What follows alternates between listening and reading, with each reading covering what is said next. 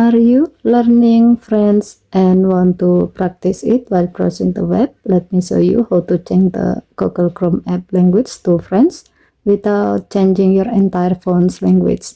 This feature is called App Languages and it's available on the Samsung Galaxy S25 Ultra. It lets you set a different language for each app, so your Chrome browser can be in French while the rest of your phone stays in your main language. To do so, go to Setting, swipe down from the top right corner of the screen to open up the Quick Settings panel, and then tap Settings icon. Scroll down the screen to find General Management. Tap General Management. Tap App Languages.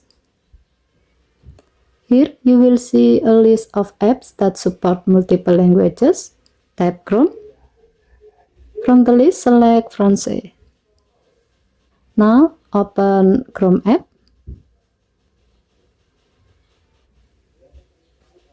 And you will see that all menus and settings are now in French.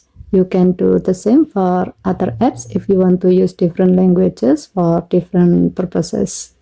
And that's it. Changing your Chrome app to French is a simple way to practice vocabulary while browsing. It's perfect for language learner and anyone who wants a more personalized phone experience. Okay, thank you for watching. Please help to like and subscribe.